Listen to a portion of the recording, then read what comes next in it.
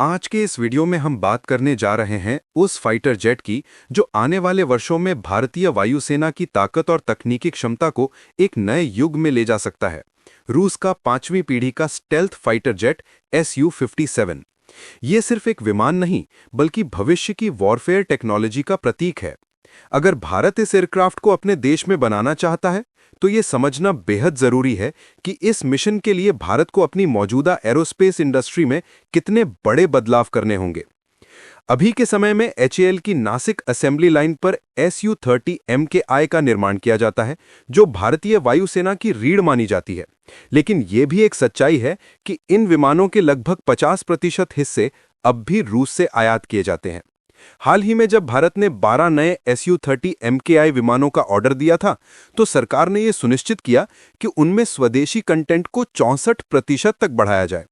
ये एक बड़ा कदम था, लेकिन इसके बावजूद कई अहम कंपोनेंट्स जैसे एवियोनिक्स, हाइड्रोलिक सिस्टम और इंजन पार्ट्स अब भी रूस से आते हैं। यानी आत्मनिर्भरता की दिशा में हमारी यात्रा अभी अधूरी है। इसी के बीच एक सशक्त समिति ने अपनी रिपोर्ट में कहा है कि भारतीय वायुसेना को आने वाले दशकों में ऐसे 5वीं पीढ़ी के स्टेल्थ फाइटर जेट्स की जरूरत पड़ेगी जो दुश्मन के रडार से पूरी तरह छिपकर ऑपरेट कर सकें। रिपोर्ट में साफ कहा गया कि मौजूदा विकल्प सीमित हैं। अमेरिकी F-35 और रूसी Su-57 ही दो प्रमुख विकल्प हैं।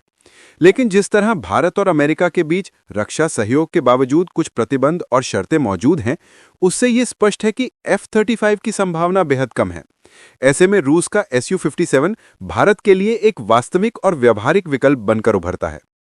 रूस लगातार ये दावा कर रहा है कि भारत के पास पहले से ही ऐसा इंफ्रास्ट्रक्चर मौजूद है जिसे मॉडिफाई कर Su-57 का निर्माण किया जा सकता है। इस दावे की पुष्टि के लिए भारत सरकार ने रूसी विशेषज्ञों को आमंत्रित किया, जिन्होंने नासिक की HAL असेंबली लाइन का निरीक्षण किया और एक प्रारंभिक रिपोर्ट सौंपी। रूसी टीम का कहना है कि मौजूदा असेंबली लाइन का लगभग 50% हिस्सा दोबारा इस्तेमाल किया जा सकता है, जबकि बाकी 50% हिस्से में व्यापक निवेश और अपग्रेडेशन की आवश्यकता होगी। लेकिन ये तो केवल शुरुआती अनुमान है। असली तस्वीर तब साफ होगी जब HAL खुद अपनी इंटरनल असेसमेंट पूरी करेगी। और अगर आपको ऐसे ही डिफेंस टेक्नोलॉजी और इंडियन मिलिट्री से जुड़ी डीप रिपोर्ट्स पसंद हैं, तो इस वीडियो को लाइक कीजिए, चैनल को सब्सक्राइब कीजिए और बेल आइकन दबाइए, ताकि जब हम अगले एपिसोड में इस प्रोजेक्ट के तकनीकी और स्ट्रैटेजिक पहलुओं पर चर्चा करें, तो आपको सबसे पहले नोटिफिकेशन मिले। अब आगे बढ़ते हैं और समझते हैं कि आखिर अगर भारत को Su-57 अपने देश में बनाना है, तो उसे किस किस स्तर पर बदलाव करने होंगे। सबसे पहले बात आती है एयरफ्रेम मटेरियल और स्ट्रक्चरल डिजाइन की।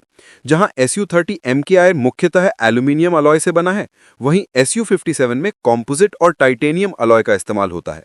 इसका अर्थ है कि हल्के वजन के साथ उच्च मजबूती और कम रडार रिफ्लेक्शन, यानी असली स्टेल्थ फीचर। इस बदलाव को लागू करने के लिए HAL को पूरी तरह नई टूलिंग सिस्टम, ऑटोक्लेव मशीनें और क्लीन रूम एनवायरनमेंट तैयार करने होंगे, क्योंकि कॉम्पोजिट निर्माण में डस्ट कंट्रोल और तापमान स्थिरता बेहद जरूरी होती है। दूसरी बड़ी चुनौती है मैन्युफैक्चरिंग प्रोसेस। Su-30 MKI को पारंपरिक रिवेटेड असेंबली तकनीक से जोड़ा जाता है, जबकि Su-57 को प्रिसीजन रोबोटिक असेंबली और लेजर अलाइनमेंट से बनाया जाता है। यानी यहां एक ऑटोमेटेड असेंबली लाइन की जरूरत पड़ेगी जो माइक्रो टॉलरेंस के स्तर पर काम कर सके। तीसरा पहलू है एवियोनिक्स, इलेक्ट्रॉनिक्स और वायरिंग सिस्टम। Su-57 का कॉकपिट पूरी तरह डिजिटल है, जिसमें आर्टिफिशियल इंटेलिजेंस और डेटा फ्यूजन का प्रयोग होता है, ताकि पायलट को रियल टाइम बैटलफील्ड एनालिटिक्स मिल सके। इसके लिए HAL को नई test benches, computerise simulation system और सॉफ्टवेयर कैलिब्रेशन लैब स्थापित करनी होंगी। चौथा और सबसे जटिल हिस्सा है इंजन इंफ्रास्ट्रक्चर। अगर भविष्य में भारत इस इंजन का निर्माण या लाइसेंस प्रोडक्शन करना चाहता है, तो इसके लिए नई testing facilities, high thrust test beds और शोर कंट्रोल टनल्स की जरूरत पड़ेगी। इसके अलावा स्किल डेवलपमेंट भी एक बड़ा पहलू है। भारत को अपने इंजीनियरों और तकनीशियनों को स्टेल्थ डिजाइन, कॉम्पोजिट फैब्रिकेशन और डिजिटल इंटीग्रेशन के लिए ट्रेनिंग देनी होगी। यानी केवल मशीन नहीं, बल्कि मानव संसाधन को भी अपग्रेड करना होगा। अब बात करें उस हिस्से की जिसे रीयूज किया जा सकता है, तो इसमें शामिल है मौजूदा जमीन, basic utility infrastructure, runway, training centres और कुछ सपोर्ट यूनिट्स। बाकी लगभग सब कुछ नया बनाना पड़ेगा।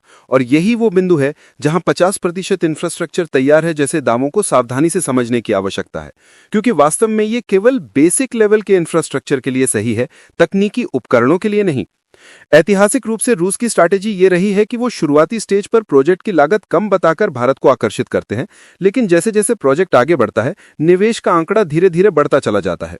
इसलिए भारत को इस बार बेहद सतर्क रहकर हर तकनीकी और वित्तीय पहलू की जांच करनी होगी। अगर एचएएल ये प्रोजेक्ट अपनाता है तो ये न केवल भारत की आत्मनिर्भरता की दिशा में एक ऐतिहासिक कदम होगा, बल्कि ये दिखाएगा कि भारत अब केवल हथियार खरीदने वाला देश नहीं, बल्कि उन्हें डिजाइन और निर्माण करने की क्षमता रखने वाला देश बन चुका है। मेरी निजी राय में SU-57 एक बेहतरीन, फ्यूचर प्रूफ और स्ट्रैटेजिक जेट है, लेकिन हमें इसके साथ साथ अपने स्वदेशी AMCA प्रोजेक्ट को भी प्राथमिकता देनी होगी, ताकि भारत के पास दो समानांतर विकल्प बने रहें, एक साझेदारी से हासिल टेक्नोलॉजी और दूसरा पूरी तरह घरेलू डेवलपमेंट। और दोस्तों, अगर आपको यह वीडियो जानकारीपूर्ण लग रहा है तो नीचे लाइक का बटन दबाइए, अपने दोस्तों के साथ शेयर कीजिए, ताकि और लोग भी समझ सकें कि भारत की एरोस्पेस इंडस्ट्री किस दिशा में आगे बढ़ रही है। और अगर आपने अभी तक चैनल को सब्सक्राइब नहीं किया है तो अभी कर लीजिए, क्योंकि ऐसे डीप डिफेंस इंसाइट्स और टेक्नोलॉजी एक्सप्लोरेशन हम हर हफ्ते आपके लिए लेकर आते हैं। आपका एक सब्सक्रिप्शन हमें और बेहतर रिसर्च और क्वालिटी कंटेंट बनाने के लिए मोटिवेशन देता है। अगले एपिसोड में हम बात करेंगे कि अगर SU-57 भारत में बनता है तो उसकी लागत, उत्पादन समय और भारत की स्ट्रैटेजिक इंडिपेंडेंस पर इसका क्या असर पड़ेगा। तब तक के लिए वीडियो को शेयर कीजिए, चैनल को सब्सक्राइब कीजिए और हमारे साथ जुड़े रहिए। जय हिंद।